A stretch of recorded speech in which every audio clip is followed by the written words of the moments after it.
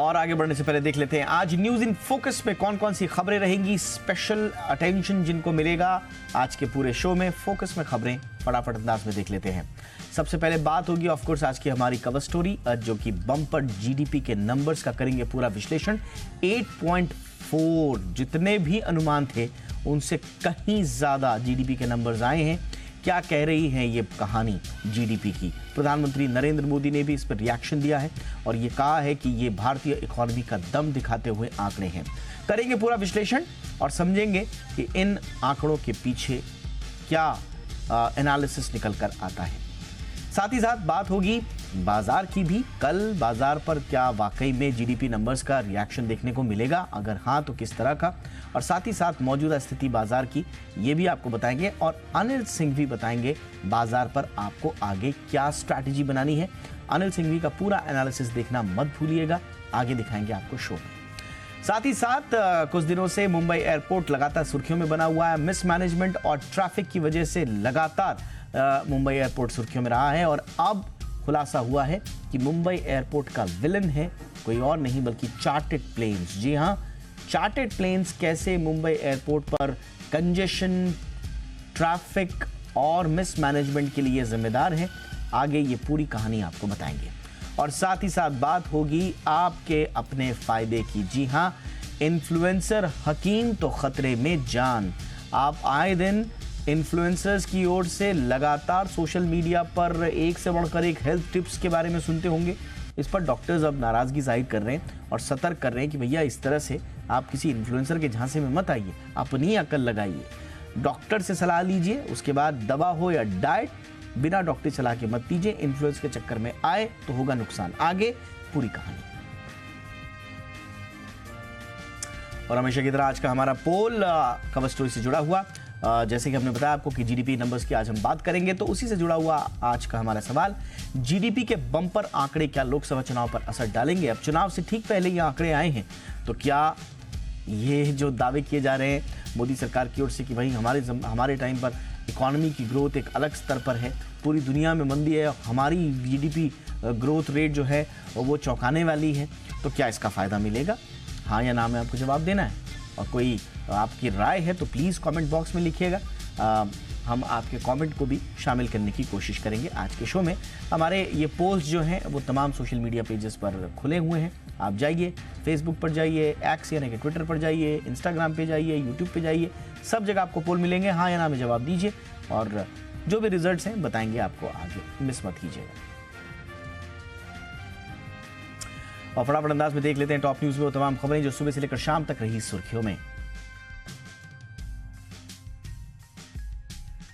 हिमाचल प्रदेश में कांग्रेस के 6 बागी विधायकों को व्हिप का उल्लंघन करने पर आज विधानसभा से सस्पेंड कर दिया गया। विधानसभा स्पीकर ने दल बदल विरोधी कानून के तहत इन विधायकों पर कड़ी कार्रवाई की है। इससे पहले डैमेज कंट्रोल करने के लिए सीएम ने सुबह इन विधायकों को शिमला में ब्रेकफास्ट मीटिंग के लिए बुलाया, जबकि दोपहर में कांग्रेस पर्यवेक्षक डीके शिव कुमार ने मंत्री विक्रमादित्य सिंह और प्रतिभा सिंह से मुलाकात की और पार्टी में सब कुछ ठीक होने का दावा किया। इस पर बीजेपी ने अपने सभी विधायकों को शिमला में रुकने को कहा है। ममता सरकार ने संदेशखाली मामले की जांच सीआईडी को सौंप दी है। साथ ही पार्टी ने संदेशखाली हिंसा के मुख्य आरोपी टीएमसी नेता शाहजहां शेख को 6 साल के लिए सस्पेंड कर दिया है। इससे पहले पूरे 55 दिन बाद बंगाल पुलिस ने उनकी गिरफ्तारी कर बशीरहाट कोर्ट में पेश किया, जहां शेख को 10 दिन की पुलिस हिरासत में भेज दिया गया। वहीं शेख का सहयोगी आमिर अली भी ओडिशा से गिरफ्तार कर लिया गया है। इस बीच हाईकोर्ट से परमिशन के बाद संदेशखाली जा रहे शुभेंदु अधिकारी को पुलिस ने रोक लिया, जिसके बाद एक बार फिर काफी हंगामा हुआ। इधर हाईकोर्ट से परमिशन के बाद संदेशखाली जा रहे शुभेंदु अधिकारी को पुलिस ने बीच में ही रोक लिया, जिसके बाद एक बार फिर काफी हंगामा हुआ। बीजेपी ने 55 दिन बाद हुई शाहजहां शेख की गिरफ्तारी का श्रेय अपने नेताओं को दिया। पार्टी ने कहा कि बीजेपी नेताओं के प्रदर्शन और संदेशखाली की महिलाओं के आंदोलन के कारण ममता सरकार शाहजहां शेख को गिरफ्तार करने के लिए मजबूर हुई। लोकसभा चुनाव से पहले बीजेपी सीईसी की पहली बैठक आज दिल्ली के पार्टी कार्यालय में हो रही है। बैठक में प्रधानमंत्री नरेंद्र मोदी और गृह मंत्री अमित शाह भी मौजूद हैं। सूत्रों के मुताबिक इस बैठक में लोकसभा चुनाव के लिए 100 से 120 सीटों पर कैंडिडेट फाइनल किए जाएंगे। आज जो लिस्ट जारी होगी उसमें पीएम मोदी, गृह मंत्री अमित शाह के नाम हो सकते हैं।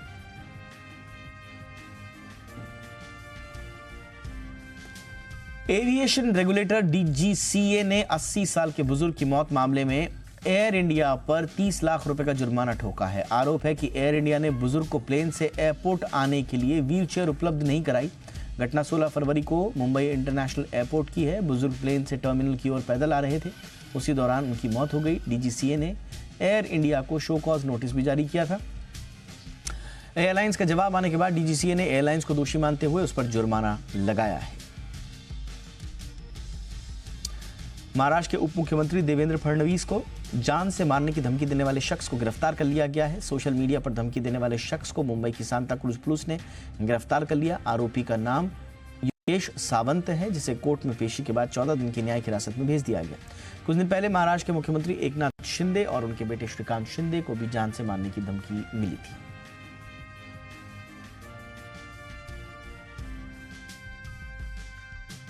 और आइए अब शुरू करते हैं आज की हमारी कवर स्टोरी।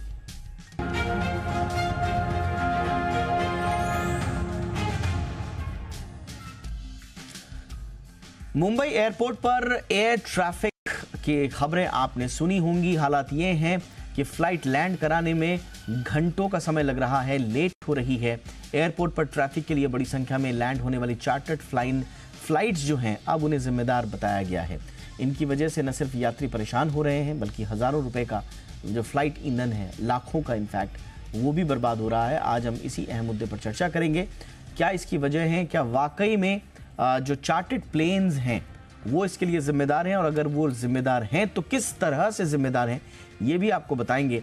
और मुंबई एयरपोर्ट पर इतने सारे चार्टर्ड प्लेन्स अगर आम यात्रियों, आम मुसाफिरों के शेड्यूल्ड फ्लाइट का स्लॉट डिस्टर्ब कर रहे हैं, तो इस पर कौन जिम्मेदार है, कौन जिम्मेदारी लेगा और किस तरह की कार्रवाई हो सकती है, करेंगे आगे चर्चा खास मेहमानों से। पहले ये रिपोर्ट।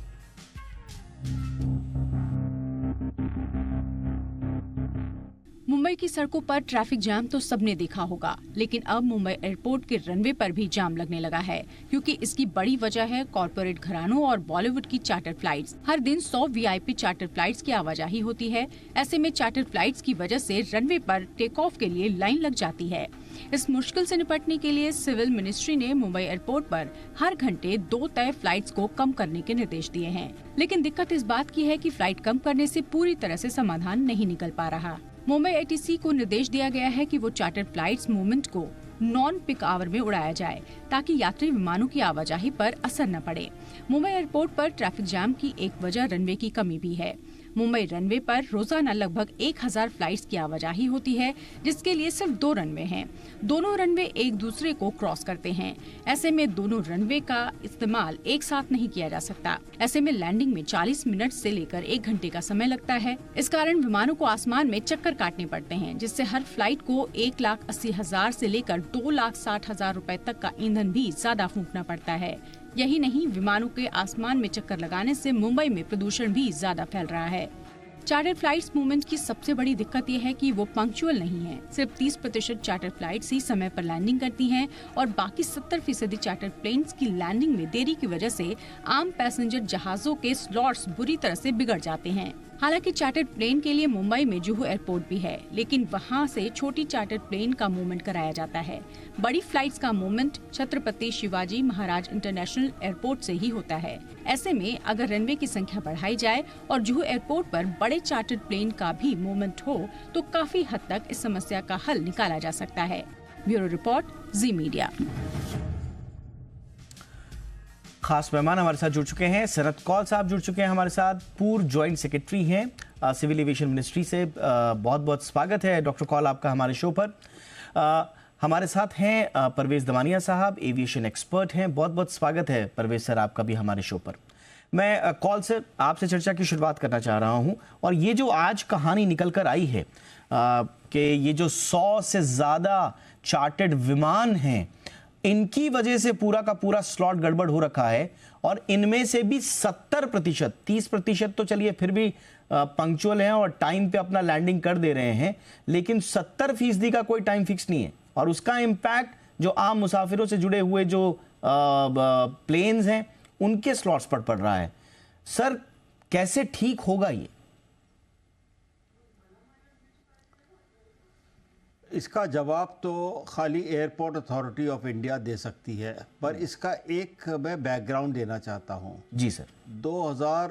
2000 साल और 2000 से प्रीवियस भी बम्बई का जो एयर स्ट्रिप है, सिंगल एयर स्ट्रिप है, ये डबल बोलना गलत है। वो क्रॉस है, उसमें एक हवाई जहाज ही चल सकता है एट अ टाइम। तो ये कहना कि बम्बई में 2 एयर स्ट्रिप है, ये गलत बात है। ठीक सर। इस पे 24 साल से चल रहा है ये मामला। एयरपोर्ट अथॉरिटी ने वहाँ, सबसे पहले मैं समझाऊंगा कि 1000 झुग्गी थी, अब और भी बढ़ गई होगी बम्बई एयरपोर्ट की लैंड के अंदर। उसके लिए पैसा जमा किया हुआ था एयरपोर्ट अथॉरिटी ने गुजरात गवर्नमेंट को कि इनको हटाओ। गुजरात गवर्नमेंट ने कितनी मीटिंग की, मैं भी उसमें अटेंड कर चुका हूँ, कोई सोल्यूशन नहीं निकला। उन्होंने कहा हम झुग्गी हटा नहीं सकते पैसा लेने के बावजूद। तो अब ये सवाल है कि आप बम्बई के एयरपोर्ट में चाहे वीआईपी फ़्लाइट पहले को प्रायोरिटी दीजिए या सिविल फ्लाइट को दीजिए, वो तो एयरपोर्ट का मामला है और वो उस पर झगड़ा कर सकते हैं कि किसको देनी चाहिए थी। बट सवाल ये है कि बम्बई जो फाइनेंशियल सेंटर है इंडिया का, उसमें एक लैंडिंग स्ट्रिप होने के से काम नहीं चल सकता है। तो अब नवी मुंबई एयरपोर्ट बन रहा है। अब नवी मुंबई एयरपोर्ट कब तक ऑपरेशनल होगा पता नहीं। और ये जो सवाल है ये 25 साल पुराना सवाल है कि क्या बात है बम्बई, इसको एयरपोर्ट के बिना बम्बई जो सिटी है, जो फाइनेंशियल सेंटर है, वो कभी ग्रो नहीं कर सकता। अब ये हो गया है सिचुएशन कि जो पहले बम्बई था वो अब दिल्ली ने ओवरटेक कर लिया बम्बई को। तो ये एक बड़ा सैड रिफ्लेक्शन है। हाँ, मैं पॉलिटिकल नहीं हूँ, बट महाराष्ट्र गवर्नमेंट पे भी है और एयरपोर्ट अथॉरिटी पे भी है कि क्या बात है कि जब ये रिजॉल्व नहीं कर सके। अब चलिए नया एयरपोर्ट बन जाएगा तो शायद रिलीफ मिल जाए। वो दूर है, उसके लिए एक ब्रिज भी बन गया है, बड़ा लंबा सी के ऊपर समुद्र के ऊपर ब्रिज भी बन गया है। Yes sir. अब सवाल ये उठता है कि ये 2 एयरपोर्ट काफ़ी हैं या नहीं है। और एक तीसरी बात मैं कहना चाहता हूं कि कितनी बार इनको लिखा हुआ है, मैंने भी लिखा है कि आप एक एयरपोर्ट समुद्र के ऊपर बनाइए। जापान में, हांगकांग में, हर जगह ओके समुद्र के ऊपर, सी के ऊपर एयरपोर्ट बनते हैं। हिंदुस्तान में इंजीनियरिंग स्किल है ही नहीं, तो बाहर की ले लीजिए, पर बनाइए। यहाँ तो बम्बई को खत्म मत करिए। यहाँ तो सर जमीन के ऊपर नहीं बन रहा है एयरपोर्ट, आप समंदर की बात कर रहे हैं, और वो भी तब ऐसी जमीन पे ही तो झगड़ा होता है इनका। 10 साल निकल जाते हैं जब जमीन पे। आप समुद्र पे बनाइए, कोई झगड़ा नहीं है। Absolutely sir. लेकिन तो ये आपने जो बैकग्राउंडर दिया, झगड़ा ये बहुत इंटरेस्टिंग है सर। जो आपने पूरा बैकग्राउंडर दिया उससे समझ में ये आ रहा है कि ये 25 साल का सवाल है, और 25 साल में दमानिया साहब 25 साल का सवाल आज तक सुलझा नहीं। अब से कुछ घंटे पहले जीडीपी के नंबर्स आए हैं 8.4। मतलब आप सोचिए देश कहां जा रहा है, किस दिशा में जा रहा है। दावे भी बड़े बड़े हो रहे हैं कि भाई ये बड़ी तरक्की हम लोग कर रहे हैं, और एक आप सिंगल स्ट्रिप से मुंबई जैसे शहर को, जो देश की कैपिटल सिटी है, उस सिंगल स्ट्रिप पे आप चलाना चाह रहे हैं। कैसे होगा सर? कहां ये क्या, मतलब ये कौन सी स्थिति दिख रही है आपको? Let me clarify a few things. पहले तो ये जो information है, ये I think it's not very accurate. Okay मैं आपको बोलना चाहता हूँ कि there is a very clear cut curfew at Bombay airport for private flights. आप सुबह 8 से 10 बजे लैंड नहीं कर सकते, टेक ऑफ नहीं कर सकते, और शाम को 5 से 7:30 बजे आप एयरक्राफ्ट टेक ऑफ या लैंड नहीं कर सकते। There is a curfew. Okay थोड़े महीने पहले तक रात को भी 10 से 11:30 तक कर्फ्यू था, लेकिन वो एयरपोर्ट ने निकाल दिया। और आज मुंबई सिंगल स्ट्रिप पे 950 फ्लाइट्स अप्रोक्सीमेटली हैंडल कर रहा है दिन का, which is commendable, which is exceptional with one strip. उसमें खाली 50 फ्लाइट्स आर चार्टर फ्लाइट्स। देखिए टुडे द ग्रोथ, देखिए कौल साहब ने सही कहा। देखिए one of the main problem in India is, it's not a problem, it's a good news in a way, कि हमारा जो एविएशन ग्रोथ है वो इतना फास्ट हुआ है कि इंफ्रास्ट्रक्चर कोप अप नहीं कर सकता। अभी today the deputy chief minister has announce that by 31st March 2025 the new Mumbai airport will start. And I think all indications that I have it will start. लेकिन पहले ही Air India and Indigo are not showing their willingness to go. Kaul साहब ने बोला कि दुख की बात है कि Mumbay is becoming number 2 from Delhi. Mumbai is becoming number 2 from Delhi because our airport has huge amount of restrictions. It's a very confined airport, जगह बहुत कम है, and we are already operating at way beyond capacity.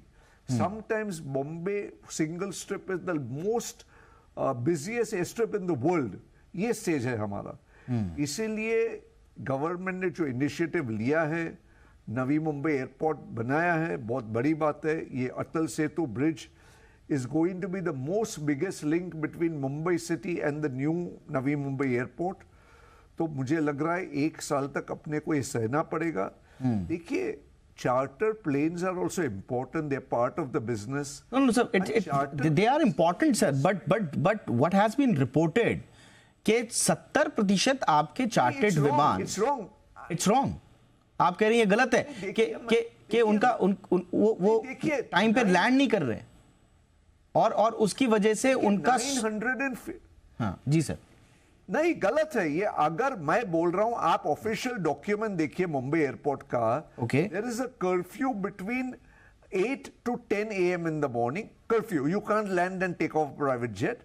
At evening 5 to 7:30 there's a curfew. There was a third curfew at 10 to 11:30 that has been removed. तो मुझे लग रहा है there has to be some balance between the charter flights and the jets and the commercial flights. और ये the problem, again I'm saying, the problem is not the efficiency at the airport or the inefficiency of the airlines. Indigo, Vistara, Air India doing an excellent job. They're delivering great product. मैं भी एक एकदम regular traveller, रात को कभी कभी मेरा flight भी 1.5-2 घंटा लेट आता है. लेकिन a lot of factors go into this build-up. We cannot blame the charter flights alone. और चार्टर फ्लाइट्स के रेगुलर नहीं, ऐसा नहीं कि आज 50 है तो कल भी 50 है, परसों भी 50 है. लेकिन ऑल्सो गो डाउन. पहले तो मुंबई में चार्टर फ्लाइट्स का भी बिजनेस नहीं ग्रो हो रहा है क्योंकि बॉम्बे में पार्किंग स्पेस नहीं. आप चार्टर प्लेन खरीदो भी, ठीक है, आपका कैपेसिटी है 10 million, 20 million, 30 million, you can not get a parking lot. इसीलिए New Bombay airport is very important. देखिए, थोड़े टाइम पहले तक जी, about a year back, आप छोटे प्लेन को, टर्बोप्रॉप्स को जू एयरपोर्ट से अलाउ करते थे, से C90 किंग एयर. मुझे मालूम नहीं क्यों जी. Stories they've stopped operation from Jew airport. They said the runway length has decreased. I cannot understand how. मैं सर इसी पे आ रहा था. मैं इसी पे आऊंगा सर. मैं आज, क्योंकि आज का हमारे एक स्टोरी का ये एक इंपॉर्टेंट पहलू है कि क्या आप जुहू, अब ठीक है, अगर चार्टर्ड, आप कह रहे हैं कि पूरी तरह से कर्फ्यू है पीक आवर्स में, तब तो ये खबर ही अगर झूठी है तो तब तो हम कुछ कह नहीं सकते. लेकिन अगर डॉक्यूमेंट दिखा सकते. ऑल राइट सर, बट अगर यस सर, आप 5 से 7:30 राइट सर. लेकिन अगर वहां पर चार्टर्ड प्लेन्स की वजह से दूसरे में भी, अगर नॉर्मल आवर्स में भी अगर उनकी वजह से दूसरे स्लॉट डिस्टर्ब हो रहे हैं, तो फिर जुहू वाले स्ट्रिप को हम परमिट क्यों नहीं कर रहे हैं, या उसको हम रेनोवेट, या उसको, हाँ, वहां पे क्या चक्कर है? देखिए, the funny part is, जो टर्बो प्रॉप प्लेन है जिसको रनवे लेंथ छोटा चाहिए, वो 1 साल तक जू एयरपोर्ट से टेक ऑफ लैंड कर रहे थे. ठीक, जू एयरपोर्ट पे पार्क हो रहे थे, उधर parking take off was easier, the cost was easier. लेकिन अभी they said that I don't know, Mr. Kaul could elaborate on this. They are saying the runway length has become short, and that is why turboprops also cannot take off and land from Jew airport. देखिए, instead of increasing the strip, making it more viable, moving smaller jets to Jew, you've actually restricted the Jew airport. आपने Jew airport की helicopter सिवाय सब efficiency निकाल दी. आप today only helicopters can take off and land from Jew. No turboprops which have been landing and taking off since years. Ratan Tata, JRD Tata landed his first plane at Jew. आपने वो airport को almost बंद कर दिया. आप inquiry कीजिए, आप एक स्टोरी कीजिए कि भाई आपने जू एयरपोर्ट पे जहां से छोटे प्लेन टेक ऑफ लैंड हो रहे थे, बंद क्यों कर दिया. ये Nobody doctor has call, asked this question. Yes sir, People Damania have साहब, asked ठीक this है, question. कॉल सर से पूछ लेते हैं। डॉक्टर कॉल, कोई आइडिया सर कि जब आपके पास एक ऑप्शन है और सर बता रहे हैं कि उसकी क्षमता है, तो फिर वहां से आप ऑपरेट क्यों नहीं कर रहे हैं? नहीं, इसका जवाब मैं नहीं दे सकता हूँ। जी। इसमें अब नए नए हवाई जहाज आ रहे हैं जिनकी अपनी अपनी लेंथ होती है कि कितनी लंबाई पे टेक ऑफ करते हैं, लैंड करते हैं।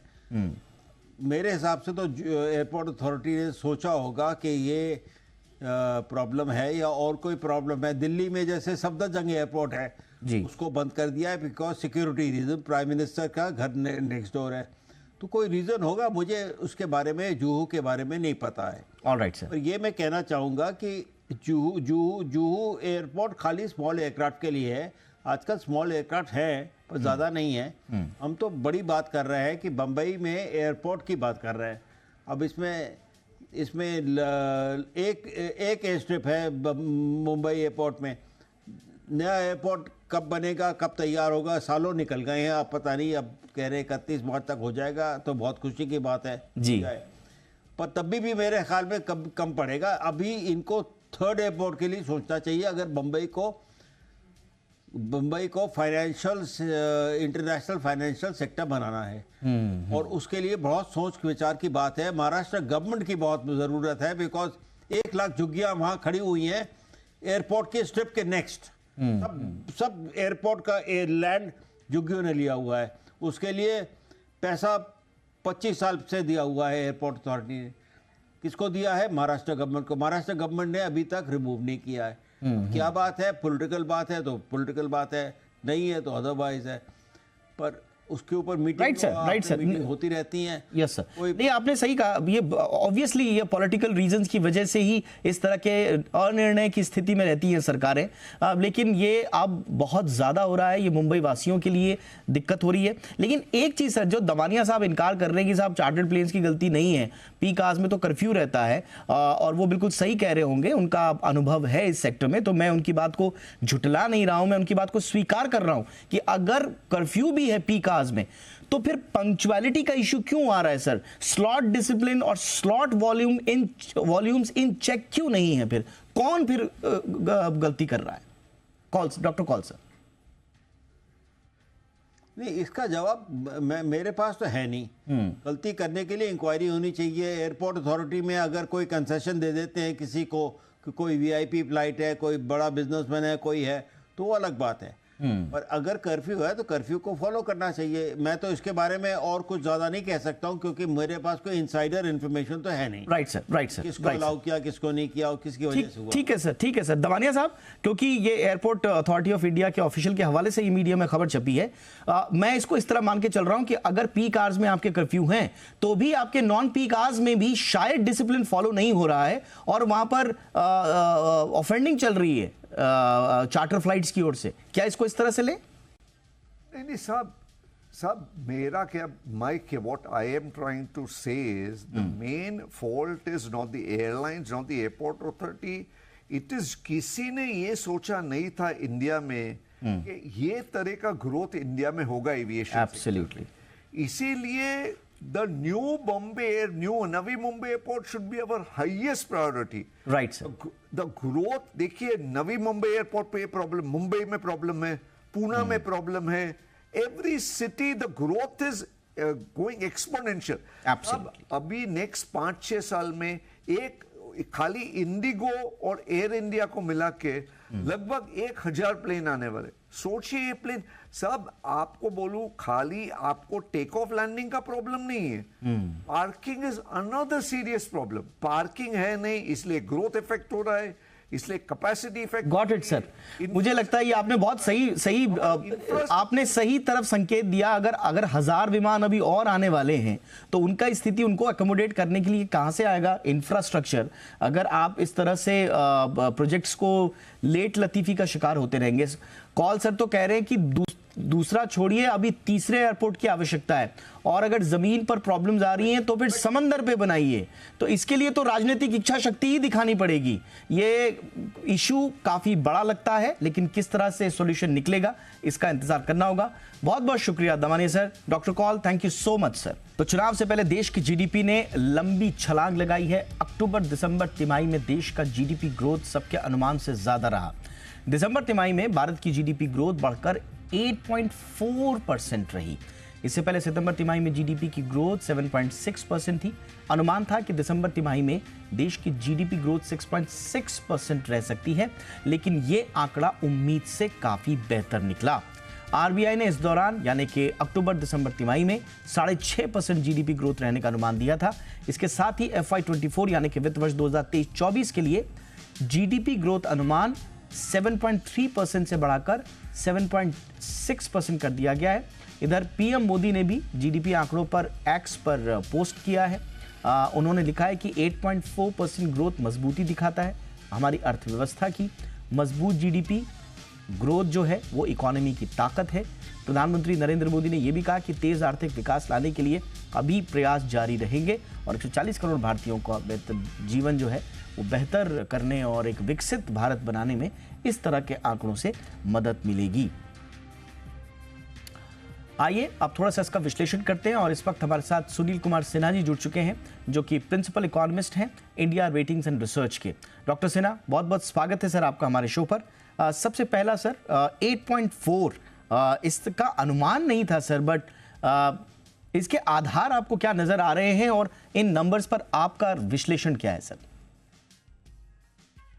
देखिए, जब सेकेंड क्वार्टर के नंबर्स आए थे उस समय भी जो रफ्तार हमने सेकेंड क्वार्टर में देखी थी फर्स्ट क्वार्टर के बनिस्बत, वो अपेक्षा से कहीं बेहतर थी।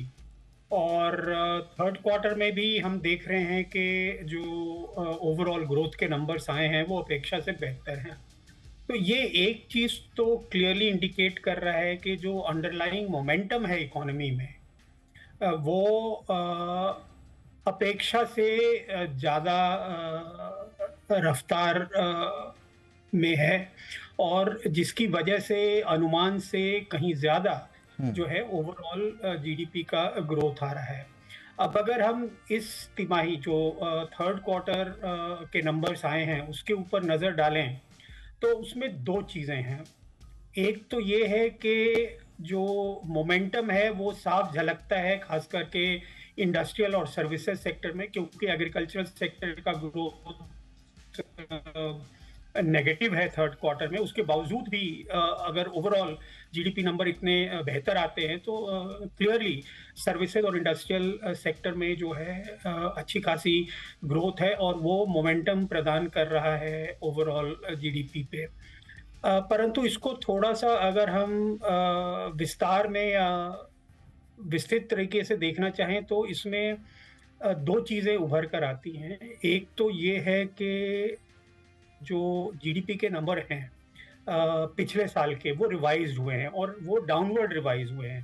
पहले का अनुमान था कि जो जीडीपी ग्रोथ फिस्कल ईयर 23 में है वो 7.2% है, अब उसको घटा करके 7% कर दिया गया है।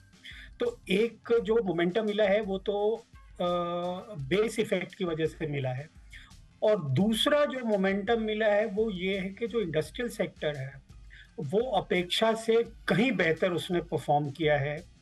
डबल डिजिट ग्रोथ 10+% का जो ग्रोथ उसने इस तिमाही में भी दिखाया है, इसकी उम्मीद नहीं थी। मैं यही समझना चाह रहा हूं सर, ये उम्मीद से ज़्यादा ये जो डेटा आ रहा है ये इसके पीछे के कारण, क्योंकि कोई भी जितने भी आर्थिक जानकार हैं उनके अनुमानों से ज़्यादा है। कुछ दिनों पहले तो रघुराम राजन साहब तो ये कह रहे थे कि भाई घटने वाली, और 5% भी अगर हो जाए तो चलिए उनको हम ये कहते हैं कि चलिए वो सरकार के जो आलोचना करने वाला क्लब है उसमें शामिल हैं। लेकिन जो सरकार के साथ भी हैं और जो क्लोजली मॉनिटर कर रहे हैं उनका भी इतना ज़्यादा अनुमान नहीं था। तो ये कौन सा एक्शन हो रहा है सर जो इन डेटा को रिफ्लेक्ट कर रहा है? देखिए, एक चीज जो मैं अभी कह रहा था कि जो सबसे सरप्राइजिंग नंबर है वो ना तो एग्रीकल्चर का है ना ही सर्विसेज सेक्टर का है। जो सबसे सरप्राइजिंग नंबर है वो इंडस्ट्रियल सेक्टर का है, और इंडस्ट्रियल खास ग्रोथ करके मैन्युफैक्चरिंग सेक्टर का। हम्म तो इसको समझने के लिए हमें एक चीज पे ध्यान देना पड़ेगा, और वो ये है कि आईआईपी के आंकड़े जो हैं वो जीडीपी के आंकड़ों से पहले आते हैं। तो वो भी एक तरह से इंडस्ट्रियल सेक्टर में जो ग्रोथ है उसको मेजर करते हैं, और ये जो इंडस्ट्रियल जीडीपी है ये भी इंडस्ट्रियल सेक्टर के ग्रोथ को मेजर करता है। पर अब आप ये देखिए कि जो आईआईपी का आंकड़ा है वो थर्ड क्वार्टर में तकरीबन 5.5% के आसपास, टू बी मोर प्रिसाइज 5.3% का ग्रोथ दिखा रहा है। ठीक। परंतु जब हम जीवीए का नंबर देखते हैं जो कि आज रिलीज हुआ है, तो वो 10% से भी ज्यादा का ग्रोथ दिखाता है। तो ऐसा क्यों है? इसको समझने के लिए ये समझना पड़ेगा कि जो किस तरीके से जीडीपी मेजर होता है और किस तरीके से आईआईपी मेजर होता है। ठीक। तो आईआईपी जो है वो आउटपुट ग्रोथ को मेजर करता है, कहने का मतलब वॉल्यूम ग्रोथ जो है उसको मेजर करता है। और जीडीपी जो है वो वैल्यू एडिशन ग्रोथ को मेजर करता है। तो इस समय जो मेरी समझ से हो रहा है वो ये है कि अभी हमने देखा था पिछले साल ऑल ऑफ अ सडन जो है कमोडिटी प्राइस में कुछ हाल आया था, जिसकी वजह से जो है डब्ल्यूपीआई भी काफी बढ़ गया था, और काफी हद तक जो है उसकी वजह से परेशानी भी हुई थी इंडस्ट्रियल सेक्टर को, और उन्होंने उसको काफी हद तक अपने आउटपुट प्राइसेस में पास ऑन भी किया जी। अभी क्या हुआ है कि पिछले 8-10 महीनों से हम ये देख रहे हैं कि लगातार जो है वो कमोडिटी प्राइसेस स्टेबल हैं, और जिसकी वजह से जो इनपुट प्राइसेस हैं वो उस हिसाब से नहीं बढ़े हैं।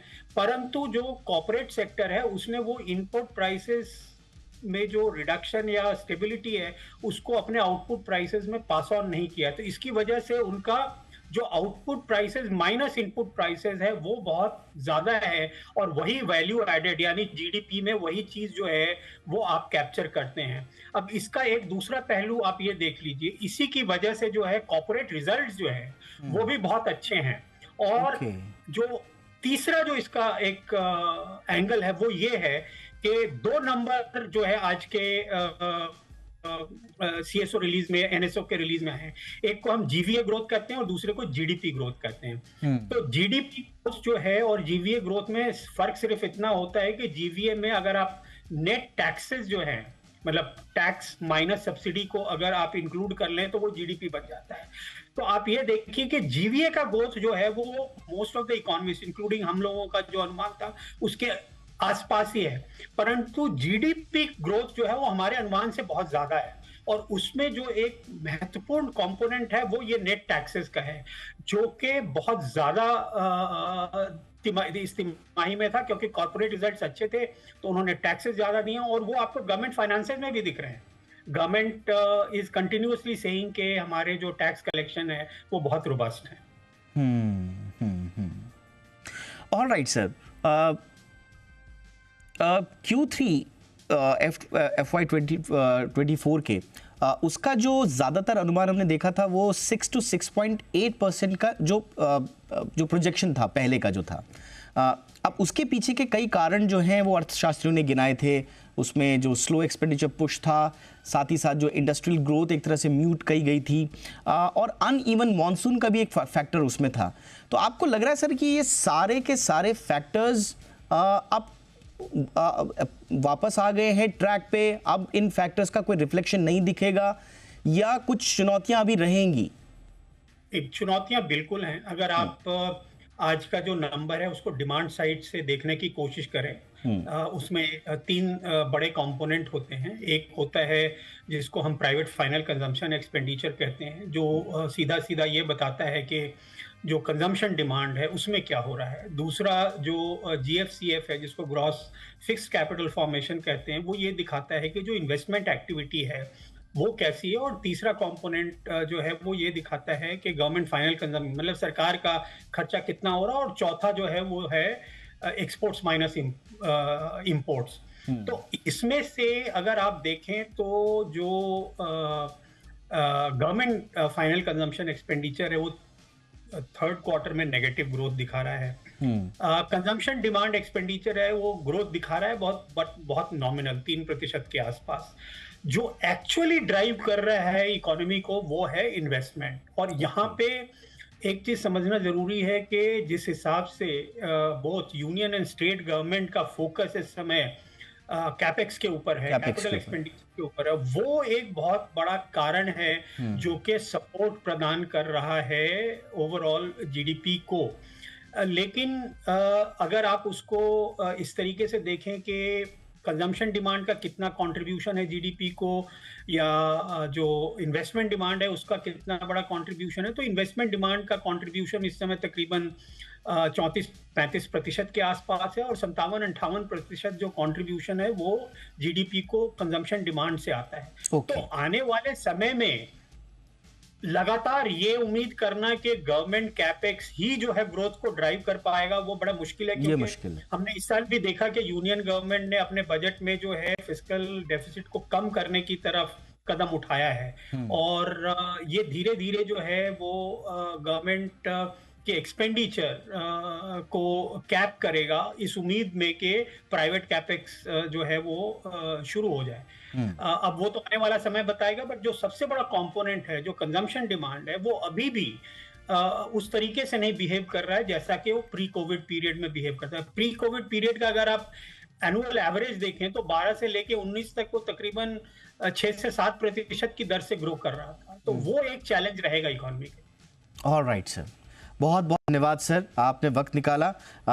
थोड़ा आज का विषय कई अर्थशास्त्रियों के लिए भी थोड़ा सा जटिल हो गया, इतने नंबर्स की ग्रोथ का अनुमान किसी ने जाहिर नहीं किया था, लेकिन आपने बहुत अच्छे से इसके बैकग्राउंडर्स को समझाया सर, एक एक पॉइंट को आपने कनेक्ट किया, और जो वाकई में अभी चुनौती है जिसमें आपने बहुत इंपॉर्टेंटली जो बोला है कि गवर्नमेंट का जो कैपेक्स एक्सपेंडिचर है या उस पर जो फोकस है, क्या यही आगे ड्राइव करेगा, इसमें बहुत एक संशय बना हुआ है और चुनौती भी बनी हुई है।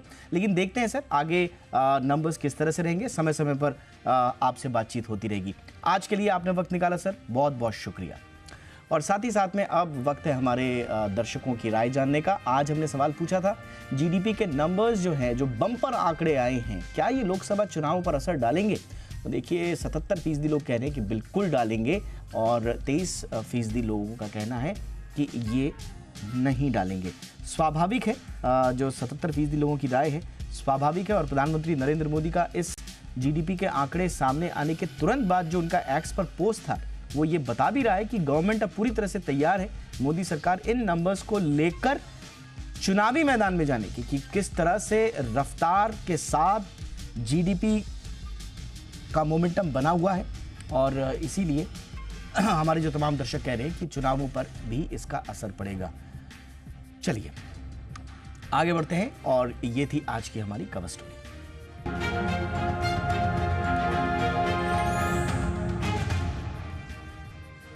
और फटाफट से देख लेते हैं बिजनेस जगत की वो तमाम खबरें सुबह से लेकर शाम तक जो रही सुर्खियों। केंद्रीय मंत्रिमंडल ने पीएम सूर्योदय योजना को मंजूरी दे दी है। इस योजना के तहत देश के करीब 1 करोड़ घरों की छत पर सोलर पैनल लगाने का लक्ष्य रखा गया है। कैबिनेट ने आज योजना के लिए कुल 75,000 करोड़ रुपए के बजट को मंजूरी दी है। पीएम नरेंद्र मोदी की अध्यक्षता में हुई कैबिनेट बैठक में आज ये फैसला लिया गया है। योजना के तहत 1 करोड़ परिवारों को 300 यूनिट मुफ्त बिजली मिलेगी। केंद्र सरकार की ओर से 2 किलोवाट सिस्टम को लगाने की लागत का 60% सब्सिडी मिलेगी। सरकार ने कहा कि इच्छुक परिवार ऑनलाइन पोर्टल के जरिए सब्सिडी के लिए आवेदन कर सकते हैं। कैबिनेट ने चिप प्लांट के 3 प्रस्तावों को मंजूरी दे दी है। इसमें 2 गुजरात में और 1 असम में लगेगा। केंद्रीय आईटी मंत्री अश्विनी वैष्णव ने बताया कि तीनों प्लांट का कंस्ट्रक्शन अगले 100 दिन में शुरू हो जाएगा। पहला कमर्शियल सेमीकंडक्टर फैब टाटा और ताइवान की पीएसएमसी मिलकर धोलेरा में लगाएंगी। साथ ही टाटा सेमीकंडक्टर की असेंबली और टेस्टिंग यूनिट असम में 27,000 करोड़ रुपए के निवेश के साथ तैयार होगी। इसके अलावा सीजी पावर और जापान की रेनेसास गुजरात के साणंद में 7,600 करोड़ रुपए के निवेश में सेमीकंडक्टर प्लांट लगाएंगी, और इनसे सीधे सीधे 20,000 लोगों को रोजगार मिलेगा। बाजार में आज जोरदार एक्शन देखने को मिला। मिले जुले ग्लोबल संकेतों के बीच बाजार की शुरुआत हुई। बाजार ने शुरुआत में मजबूत होने की कोशिश की, लेकिन 22,000 के पास पिक वाली देखने को मिली। बैंक निफ्टी में भी निफ्टी जैसा ही कारोबार देखने को मिला। आखिरी घंटों में बाजार में तेजी का एक्शन दिखा। बंद होते होते मिड कैप और स्मॉल कैप आधे % मजबूत होकर बंद हुए। कारोबार के अंत में सेंसेक्स 195 अंक चढ़कर 72,500 के पर बंद हुआ। निफ्टी 32 अंकों की तेजी के साथ 21,983 के लेवल पर बंद हुआ। बैंक निफ्टी भी 158 अंक उछलकर बंद हुआ। आज सेंसेक्स के 30 में से 21 शेयर हरे निशान में बंद हुए। सेंसेक्स पर सबसे ज्यादा तेजी इंडसइंड बैंक में रही। ये 0.25% की मजबूती के साथ बंद हुआ। Mahindra and Mahindra, power grid, Titan nation paints, Nestle, Maruti Suzuki, UltraTech और HCL टेक में 1% से ज्यादा की मजबूती रही। सेंसेक्स पर सबसे ज्यादा गिरावट टाटा मोटर्स, TCS, भारतीय एयरटेल में रही और ये स्टॉक आधा % से ज्यादा की कमजोरी के साथ बंद हुए।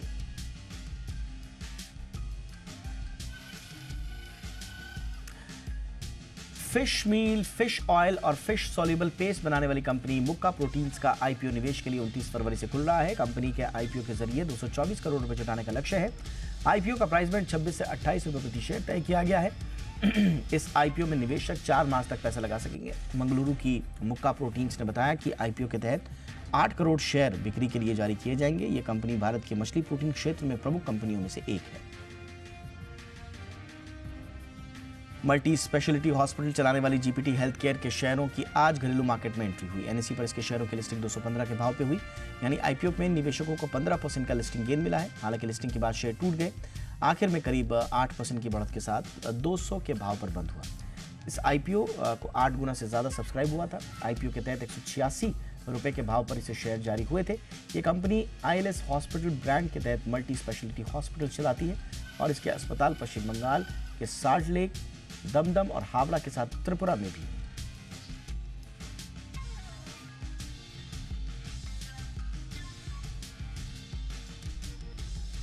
और आइए अब आपको बताते हैं जी बिजनेस के मैनेजिंग एडिटर अनिल सिंह भी कल के लिए बाजार पर क्या स्ट्रैटेजी बनाने की सलाह दे रहे हैं। अब जहाँ तक कल का सवाल है, हमारे बाजारों के बंद होने के वक्त डाउ फ्यूचर्स लगभग 100-110 पॉइंट नीचे ट्रेड करते हुए दिख रहे थे, यानी कि अमेरिकी बाजारों से थोड़े कमजोरी के संकेत हैं, ऐसा लग रहा है। 3 दिन से तो वैसे अमेरिकी बाजार डाउ पर थोड़े कमजोर हैं ही हैं। देखते हैं आज चौथे दिन भी थोड़ी कमजोरी दिखती है या नहीं। अब सपोर्ट का है, बेसिकली 21,800 875 अच्छे सपोर्ट का काम कर रही है निफ्टी पर और कल भी करेगी। और ऊपरी स्तर पर 22,025 से लेकर 22,125 की रेंज वो है जहाँ आपको रुकावट आती दिखेगी। बैंक निफ्टी का सवाल है जहाँ तक 45,525 45,650, ये 125 पॉइंट की रेंज अच्छा सपोर्ट है। हालांकि उसके पहले भी 45,850 एक अच्छे सपोर्ट के तौर पर आ रहा है, लेकिन हम देखते हैं कल नई सीरीज की शुरुआत है। 2 ये सपोर्ट लेवल है इंपॉर्टेंट। ऊपर कितना जा सकते हैं, 46,325 से 46,525 की रेंज पहली है, जहां पर जाकर बैंक निफ्टी रुकता अटकता हुआ नजर आएगा और उसके बाद देखेंगे और कितनी खरीदारी या ताकत बनती है। कल नई सीरीज की शुरुआत है, हल्के रहेंगे बाजार और देखते हैं इस हल्के बाजार में क्या कुछ फॉलो खरीदारी आती है। कल का पूरा मामला जो है ना, वो वायदा कारोबार के डेटा पे नहीं, फ्रेश खरीदारी और बिकवाली पर डिपेंड करेगा। तो कल के सेशन का डायरेक्शन FIs और लोकल फंड्स के हाथ में रहेगा। अब एक और इंटरेस्टिंग चीज़ बता दूं, वैसे तो आपको ध्यान नहीं होगा, परसों यानी शनिवार को भी लाइव ट्रेडिंग सेशन है। जी हाँ, सुबह 9:15 बजे से 10 बजे तक लाइव ट्रेडिंग होगी और उसके बाद 11:30 से 12:30 1 घंटा और, क्योंकि डिजास्टर रिकवरी साइट DRS से वहाँ पर टेस्टिंग की जाएगी। तो आपको कल और शनिवार दोनों दिन ट्रेडिंग की करनी है तैयारी।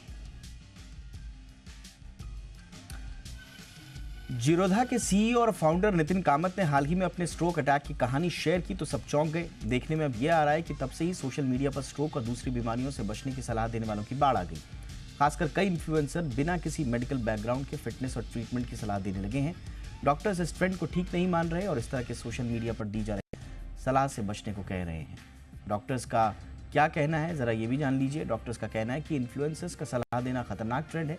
बिना मेडिकल साइंस बैकग्राउंड वालों की सलाह नहीं सुननी चाहिए और बिना रिसर्च या जानकारी की सलाह देना बहुत खतरनाक भी हो सकता है। बिना जानकारी की सलाह से अगर आप भी कोई दवा लेते हैं तो आपकी सेहत बनने की जगह बिगड़ सकती है। और यही नहीं, डॉक्टर्स के बिना डॉक्टरी सलाह के डाइट भी नहीं करनी चाहिए। आजकल गूगल या AI के जरिए भी लोग बीमारी का इलाज खोज रहे हैं, लेकिन ऐसा करना भी आपकी सेहत के लिए खतरनाक हो सकता है। इसलिए अगर आपको कोई भी दिक्कत, किसी तरह की परेशानी है तो सबसे पहले डॉक्टर की सलाह लें, डॉक्टर से पूछें, जांच करवाएं और उसके बाद ही अपनी सेहत से जुड़ा कोई फैसला लें।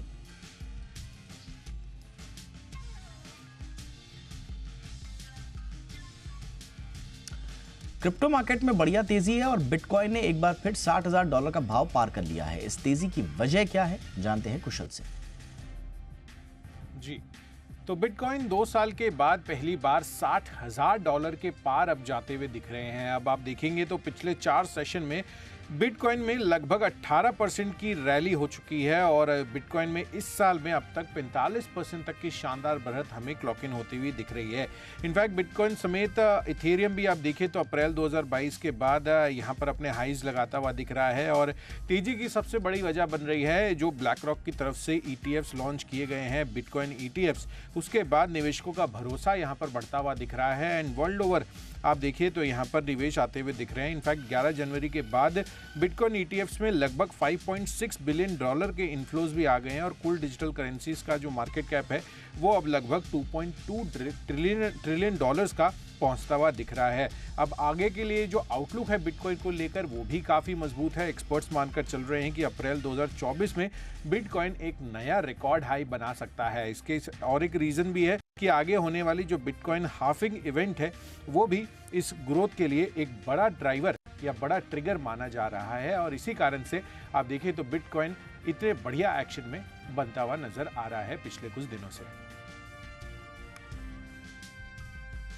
जी बिजनेस की बादशाह लगातार बरकरार है। फिर आपका फेवरेट चैनल, देश का नंबर 1 हिंदी बिजनेस चैनल, न सिर्फ मेगा सिटीज में बल्कि पूरे देश में नंबर 1 पर है और सिर्फ बाजार के दौरान ही नहीं बल्कि 24 घंटे 7 दिन हर वक्त जी बिजनेस नंबर 1 है। हर स्लॉट में जी बिजनेस नंबर 1 है। हर व्यूअरशिप में जी बिजनेस की लगातार जबरदस्त लीडरशिप है। मार्केट ओपनिंग के दौरान तो एक तरफा लीडरशिप है। 79%, 80% के तकरीबन मार्क और ओपनिंग में पूरा देश जो है वो सिर्फ जी बिजनेस देखता है और पूरे मार्केट आवर्स अगर आप देखेंगे तो 74% शेयर के साथ लगातार हम टॉप पर कायम हैं। यानी कि जी बिजनेस की एक तरफा बादशाहत बरकरार है, न सिर्फ मार्केट आवर्स में बल्कि पोस्ट मार्केट भी, न सिर्फ एक स्लॉट में बल्कि तमाम स्लॉट्स में, न सिर्फ एक दिन बल्कि हफ्ते के 7 दिन और 24 घंटे जी बिजनेस है आपका चहेता नंबर 1। इसी के साथ इंडिया 360 में आज बस इतना ही। #जी इंडिया 360 याद रखिए, अपनी राय सुझाव जरूर भेजिएगा। नमस्कार।